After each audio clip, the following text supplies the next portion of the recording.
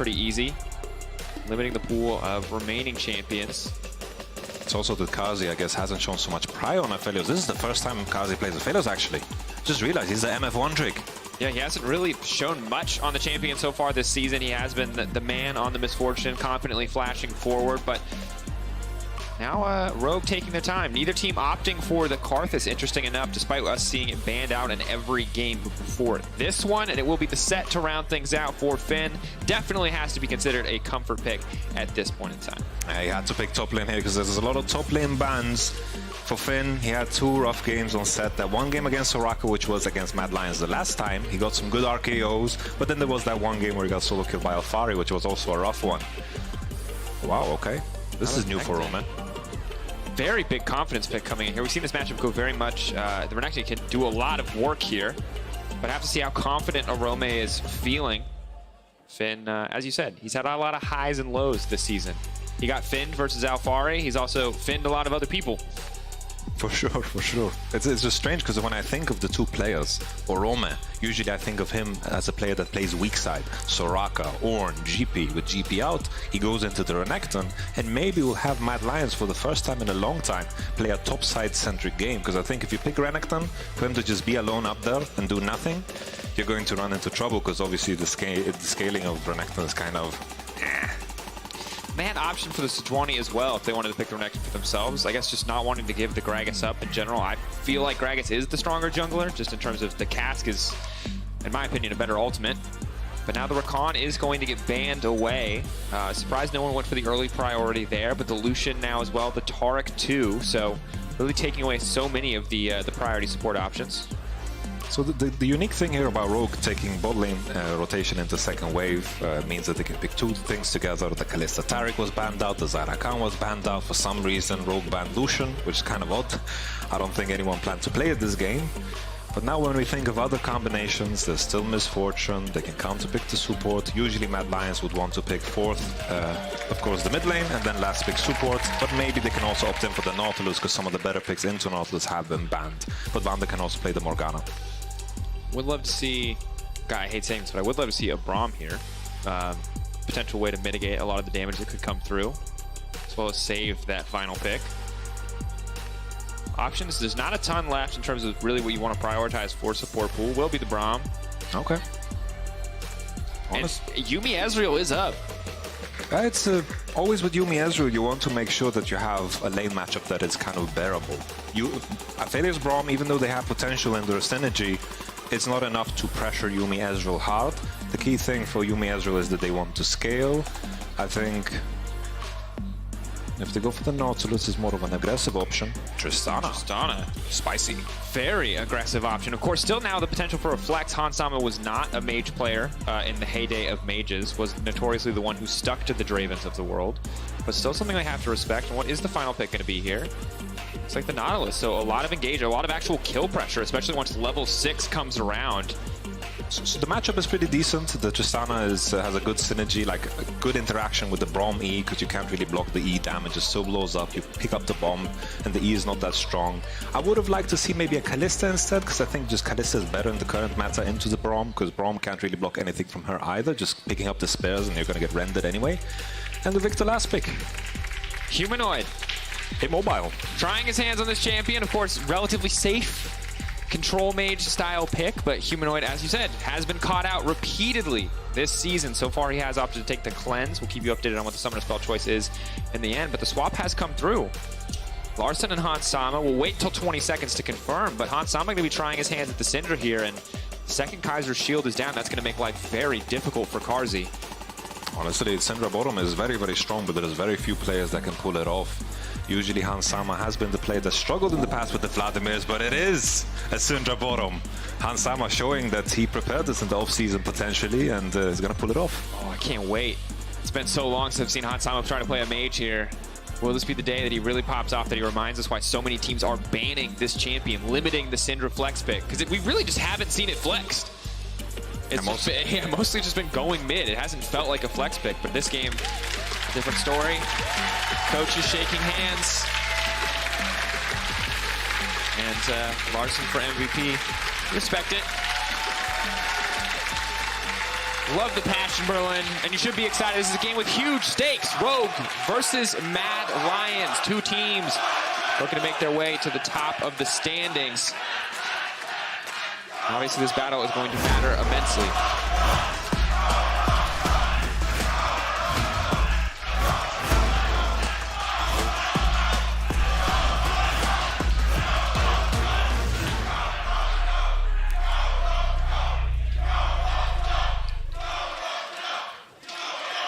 And the fans, sounds like mostly Rogue favored at this point. And Rogue still tied up in the standings. This game obviously going to make a big difference. We talked about Excel earlier, obviously wanting Rogue to win out here as they own the head-to-head versus Mad Lions already. But it looks like we might get ourselves a spicy level 1 here, Yamato. The Bronze Special. Tom Clancy looks patiently. Have they been spotted? Yeah. Question mark pings go up. I mean, interestingly enough, Rogue aren't going to spawn by invading or placing down any vision. They're still just going to play it safe. Don't feel 100% confident in what they saw. It's always so tricky with Gragas and Sejuani because even though you invade and you take enemy jungle camps, you just don't clear jungle camps fast enough for it to actually matter. Sejuani takes 4 by the time you take 3 or 4 or 5 because you're on the opposite side of the jungle, and then you end up in a situation where the enemy jungle camps spawn and you need to re-invade, and if you can't really snowball that advantage. So usually with Gragas, Sejuani, take it easy unless you have some matchups that you want to impact very hard early on. And I wonder if one of those matchups is the top side of the map, as we do see Shadow. Looks like he's going to start on the red with the leash from Arome. Could go for the just about unheard of cheeky level 2 gank. Could also just back and immediately try to play around the bottom side. Now, Yamato, when we talked about this match, we talked a lot about the bottom lane because last time we saw these teams play, Han Sama destroyed.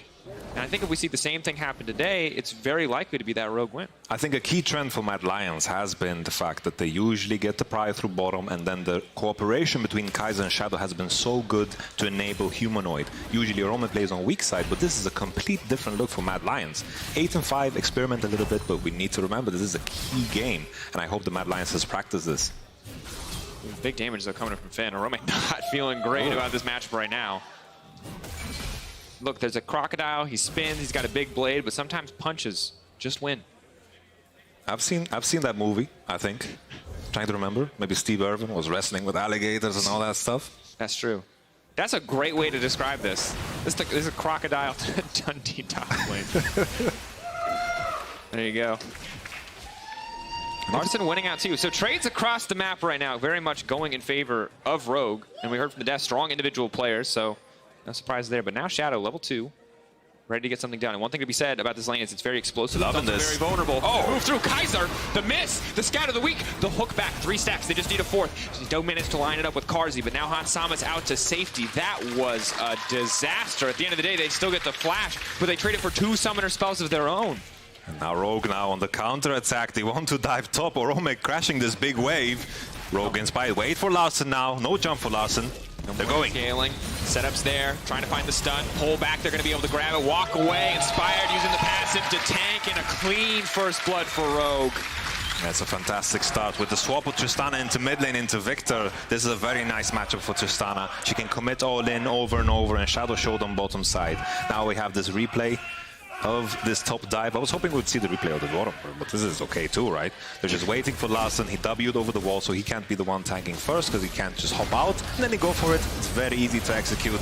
Tristana with the hits and Sejuani with the Q, very easy. The aftershock on top of the Sejuani passive, so strong there. Timing out right as that final turret shot comes in, right as the Triumph already has healed her up.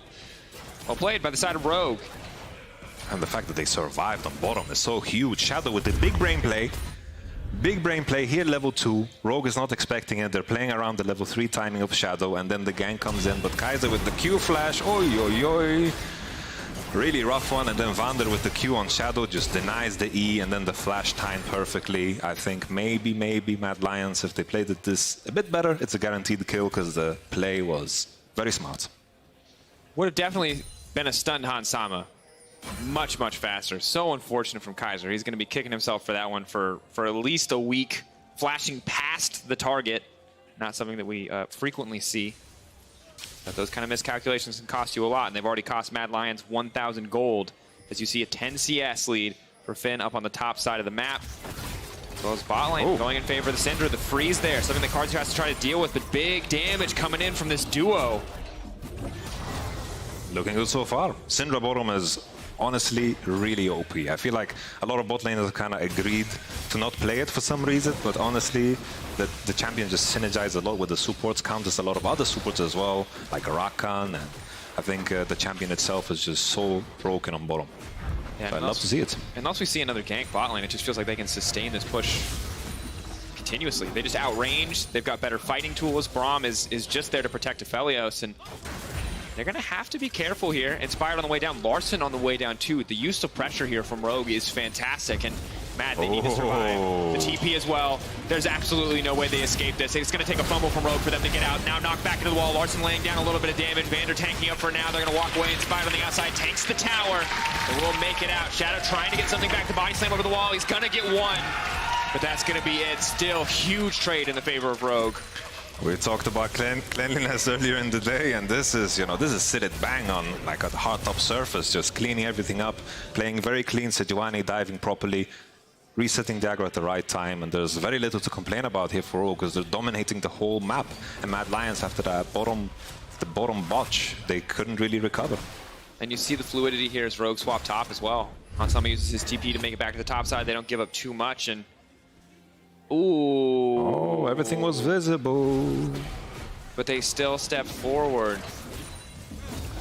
Oh, that's a big question mark. I maybe the logic is at that point we just have to try to survive under the tower. I'm not sure. But definitely costs them.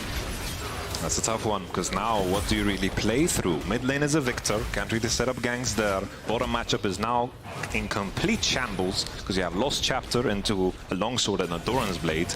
Everything speaks for Rogue's advancement in their gold, because what I like to say usually, 2k lead, at this point in time, gold begets gold. This is going to snowball. Absolutely. Now Rome's one Another one. suffer here. Level 6 for Hansama, throws it down, and Inspired going to grab the kill there. Oof. And Can they find the counter? Yeah. But they're so weak. Finn could outplay. Level 6s, but they just don't have the damage. Now Larson's getting frisky. He jumps right back in, though. Chaos Storm going to be there.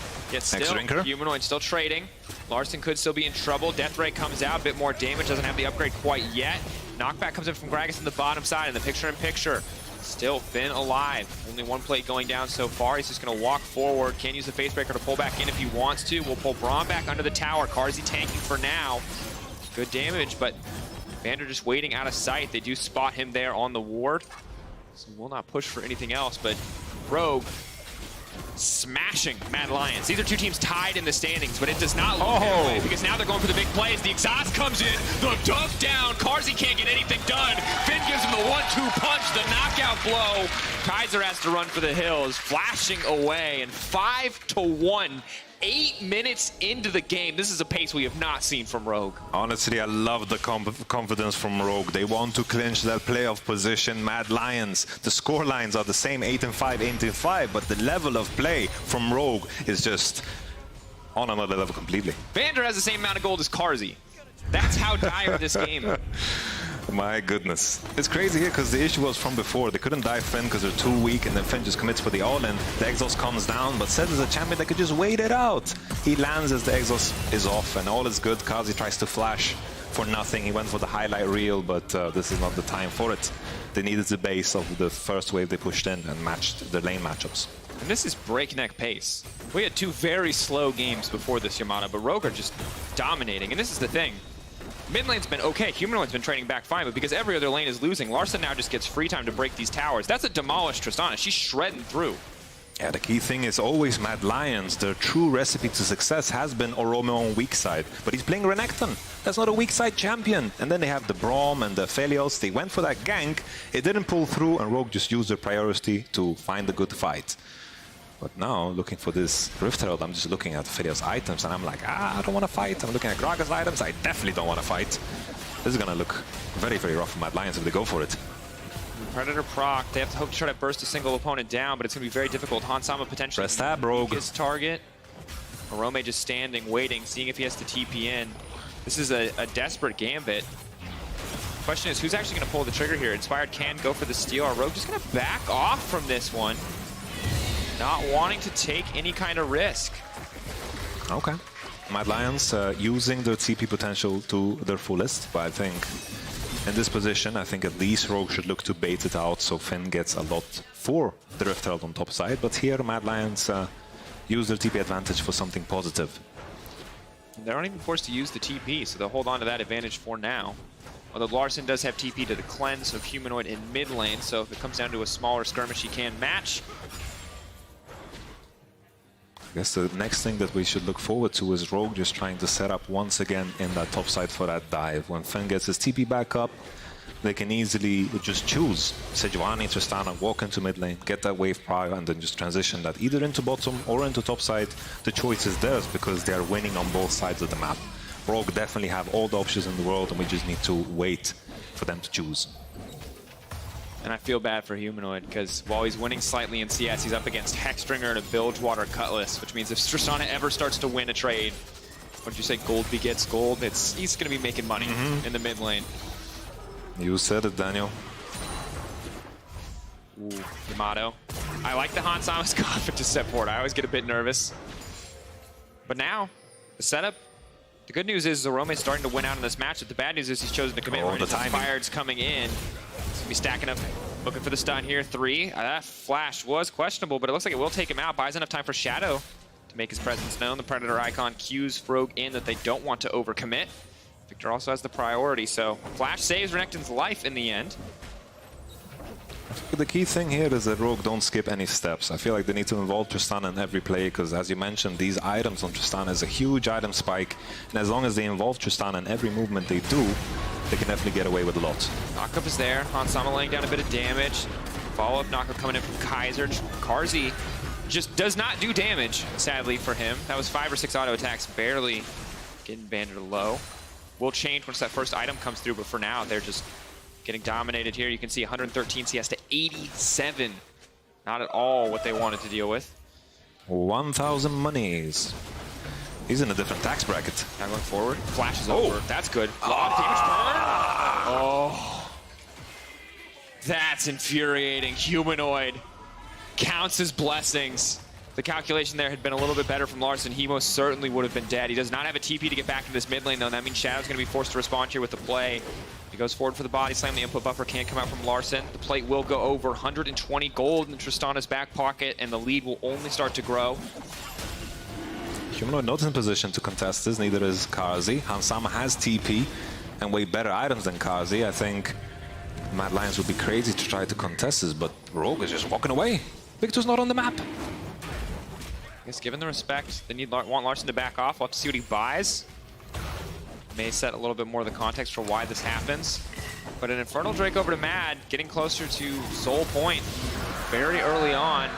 That's the second map objective that Rogue have just conceded. A little bit questionably. As Rogue, they are allergic to objectives in this one. Because with the leads they have and the position they're in, they should definitely find the timing here. But basing for a dagger, Tristana. Is that really necessary? They come over the wall, they're looking for the flank. That's going to be the ulti. The follow-up is not there as the hook connects. The TP now coming in. Banner needs to make it out to safety, and he's just going to get shredded through. Gravity field there. The dog back. Renekton tries to dash to safety. He'll be able to do so. Vander running for the hills, but it's not going to be enough. Good damage comes in from Karzi. Rogue still very much up in gold, but it does not look like it when you see how this fight plays out. It's also Mad Lions have won a lot of games where they actually put themselves in a position where they are behind. They get most leads through early game, through bottom into mid, but then afterwards into mid to late game, they can actually, you know, punch through. Even in the last game, Rogue were far ahead, and Rogue tend to slip up in the mid to late game in those team fights. In this position, Larssen coming back with that holy dagger that he really needed the base for.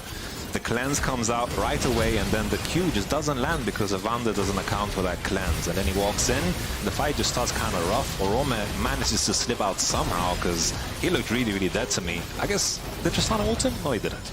Okay, because otherwise I would be pretty upset with Larssen. He didn't ult him out. All good.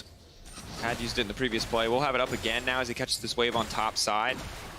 Once the first full item comes through, that Blade of the Rune King, things will get easier for Larssen. Should start to dominate even more in these 1v1s, but Hansama is really the man you need to watch as the Luden's Echo is now completed. I just keep looking at Aphelios bases, and they're the most awkward bases that you can think of. Cloak of Agility, Cove of the Warhammer. This is the thrift store. For sure. Yeah, this is the Macklemore. Just get what you can.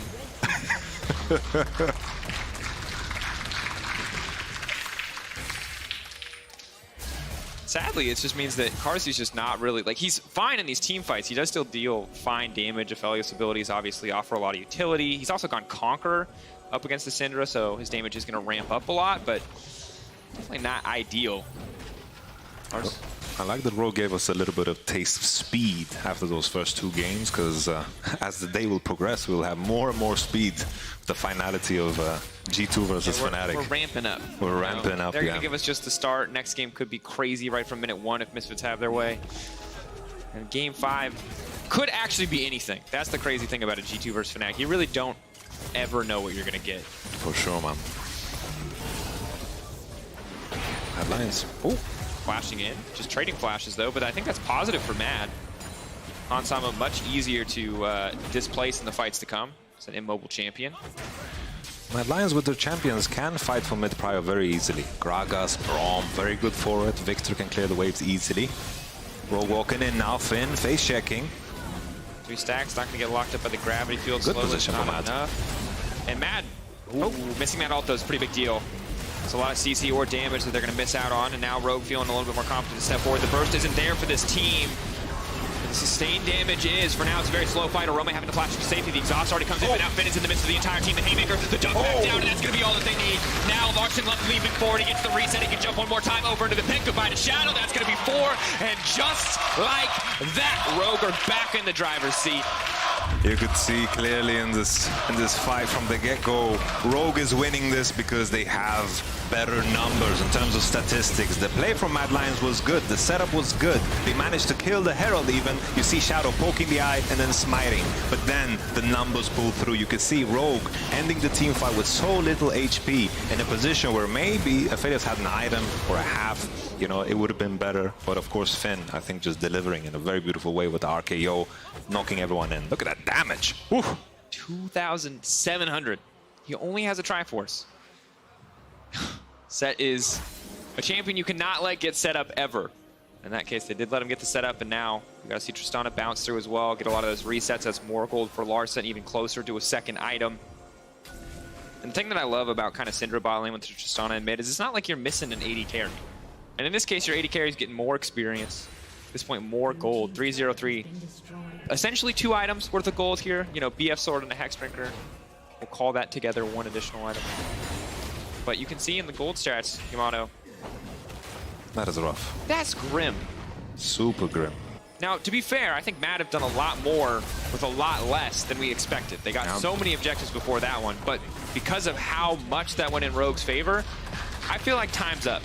They're 6K down in 18 minutes. Yeah, Rogue just need to make sure that they match numbers. If they continue and keep it up, they match the 4-1, look to threaten, all will be good. Mad Lions trying to cross map, which is alright. They have the Heralds, but I think it's just going to take 1 turret. Not a lot else that they can do. In the meantime, it does mean the Cloud Drake goes down for Rogue, so denying the Soul for at least a little bit longer. Cloud Soul, not hugely important, but Rogue, if they do continue to stack these up, will get an immense amount of ult cooldown reduction, which does matter for champions like the Syndra. Hansama, though, now in trouble. Shadow, though, not going to over-push, not going to overstay his welcome, does not have information on exactly where Inspired is, but knows the dragon just went down. So Rogue holding on to their gold lead for now. 6K in their favor and growing. Now the key thing here, though, Mad Lions, even though their position is quite terrible, we need to think of how did they get back into this game. And I'm looking at those juicy shutdowns. They have a lot of, you know, gold to be gained there. If Rogue misstep in a team fight and Mad Lions actually get to the point where Victor and Braum and Gragas and Aphelios become that menace of a death ball, then maybe things are going to look up. But everything is in Rogue's hands. If they manage to drop it, then all is on them, honestly. But Mad Lions have shown that they can rotate and be smarter on the map than Rogue so far.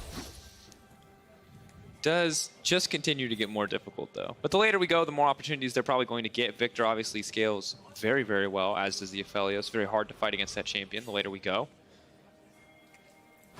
Finn also on Euphoria talking about how they're looking to prove something. I asked him for his key strength and he said open-mindedness, and I think Rogue showed some good movement in the early game. Oh, Humanoid connects.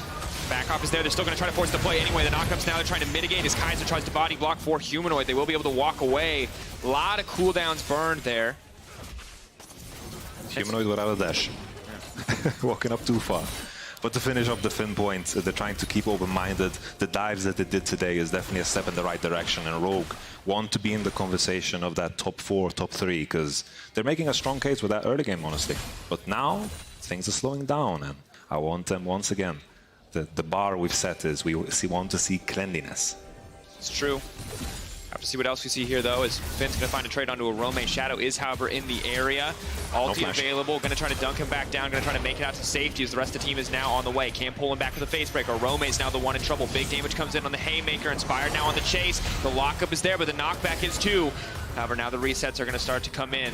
Larson can come over this wall on the Tristana. The knockup, though, from Kaiser. Once again, the disengage the team needs to walk away from that play unscathed. And you have to remember, right now, both these teams fighting for playoff seeding. 8-5, both lineups. We thought this was going to be a neck-and-neck, or potentially a very close game. But so far, Rogue have been just about in control the entire time. Difficult time for Mad Lions. It definitely reeked of opportunity there when they found Set all alone in the top bush. Shadow coming in here, and Rogue responding very fast. Obviously, this Set is very tanky. It can survive for a long time, and with how weak Renekton and Gragas are at this point, they need to honestly be super strong to kill Set on time, because everyone on Rogue is just collapsing. But in the end, you know, Mad Lions get away. There's no Nash threat, and Victor gets to push bottom wave all by himself. And now he's recalling with more money, and he finished an item. Lich Bane. Whoa. Short-range threat continues to grow for Humanoid. And it's the small victories, Yamato. It's all you can hope for at this stage. This guy, when you look at the scoreboard, it just does not look possible. But as you said, Mad Lions have come back from some incredible deficits over the course of this split, so you can never 100% count them out. That said, the excellence in execution that we have to see now from this Mad Lions roster is not unparalleled, but incredibly difficult. And the key thing we want to see from Rogue is the fact that they push this mid wave in all the way. When Tristana's prior rotate into mid, push all the way and pressure and suffocate Mad Lions. Okay. Big ulti going in. Shadow makes it out of that one. TP onto Carzzy. He's going to be in trouble as Finn walks in, but the knockback is there, pulling him back into the team. Finn holding on to the Haymaker. Will throw that one out as he walks away, but that's a TP burn for nothing. And Rogue maybe now getting a little bit too eager on that trigger. And now with no TP on Rogue means that the bottom wave is going to be free for farm for Mad Lions. They can send the Roma down there, even Carzzy has a TP, and they're just playing a stalling game. If they manage to get to the point where Fez has 3 items somehow, Victor has 3 items, then things are going to begin to shift. But that's a long time, very, very long time. We need another like 8 minutes for that, and that's rough. And we are approaching the point where Tristana will start to shred through the Baron, especially alongside a Sejuani who does actually pretty decent damage to objectives with the changes that allows her to proc that freeze over and over again. So if Mad can survive, I mean, they've earned it, but I think as Rogue continue to get more and more aggressive, it's only going to get harder. Stoneplate now coming in from Inspired means that even slightly sloppy engages should work out a lot better, because he will be essentially unkillable. And this is where it stings very much that Mad Lions have 2 dragons somehow. This is not something that should happen, and there's no soul conversation. We could have been there right now in 23 minutes. Rogue now looking for the setup, 4K and dropping. Set this far. Carzzy in the middle of the pit. Now they're trying to get things kicked off. Larson now leaps out to safety. The Dragon's still very much alive, but now Finn is running face first in. Shadow's down. Jungler is down. Once again, Mad overcommitting on the objective. The pull back, the base breaker. More than enough to take down Carzzy. The reset's now coming in. Larson on the hunt. No way Aroma can get away from this one, but he can try to turn. It's simply too little too late. Larson now looking for one more too. Carzzy alive still, but the leap over the wall. He's going to get taken down. Nothing left. The entire team shredded through. The double kill and the ace for Rogue. I find it crazy that Mad Lions have the confidence to even do this. We're talking about how strong Rogue is and how Mad Lions need to stall. Set is walking in and just looking out long, wandering in spite of surviving. Everyone's hitting them right now and their HPs are just not going down. Double Gargoyle Stone Plate are just too tanky. Humanoid with his Lich Bane is just not enough. We have the little cute insect move, and then I was laughing here when Renekton W'd on the Tristana with the flash. It just looked so puny. Baby Crocodile. down. Nothing you can do. Kaiser goes down early in the fight. Karzi's still alive, but there's too many people left standing. And in the meantime, while we're reviewing that last fight, Rogue have now taken Baron. They've taken 2 Cloud Drakes. They're almost 10K in the lead. And look at those damage numbers. 5K for the Tristana, almost 4K for Hans Sama. Well, luckily for Mad Lions, the story of the game hasn't changed. They still need a miracle, which is, I guess, as worse as it can get. It becomes more of a miracle. More of a miracle. The deeper we go. We go from, like, we need a new word. Into wine into, like, they need the rapture to happen. You know what I mean? There's, like, different scales here. Before we get too biblical. But I was thinking Noah's Ark, and they can just take 5 players on that boat. Something like that. Sorry, Rogue, no room. Exactly. Thank you. 25 minutes. Honestly, this should be impossible. Now, Mad, like we said, Mad's comebacks have been one of their biggest strengths. It's a criticism when you look at considering them a top team, but it's a strength when you consider they're just fighting for a playoffs at this point. But it's only going to get harder because remember, Excel's right now fighting, looking to climb up too. And while Mad have looked like the better team, Excel own the head-to-head. And that's going to make things much, much more difficult. And suddenly, it starts to feel more and more out of Mad Lions' hands as we move later into the week. If Excel find wins against teams like Fnatic or Origin or G2. It's also considering like beyond the points and just looking at the scope of gameplay, Mad Lions have shown now that if they want to win an early game, it's always through bottom. Playing weak side, top side, always, always, always, you can see them as a very predictable team at this point in time. Have Rogue predicted this, however. Flank comes in from Shadow. They have. The hook connects. Shadow definitely going forward too soon. That was not good. Looking for a miracle, I guess. Yes, definitely not the place you should be looking. To be fair, very, very telegraphed. The team was not in position. Vander just gets the hook. RKO comes in, and Finn's looking for style points at this point. Haymaker through. Now unstoppable, and honestly, at this stage, Rogue are obliterating the Mad Lions. There were question marks for a few minutes there, around that Rift Herald, around that Dragon, but now Rogue are just cleaning up. All about that early game. Those 2 dives really set the tone for the rest of the game, and that gold advantage kept them in it. Gold begets gold, and they just keep growing, and now they are huge. Sitting on Deathcap and base for Syndra. 3 inhibitors. And the good news is... Good news? For Mad Lions, they get a lot more gold now these inhibitors are down, and if they kill Vander, they may get a shutdown. The bad news is, the game is over. They are dead men walking. Oh. Yeah. So much blood on this floor, they're just bleeding out, man. Bleeding out. They're trying it, but it's a shot to the gut here. The TPs are coming in. They're just double TPing back. They want to end this game. They do not want to give Mad any more opportunities. Double super minion waves are going to start to come in. The Predator's already been popped for Shadow.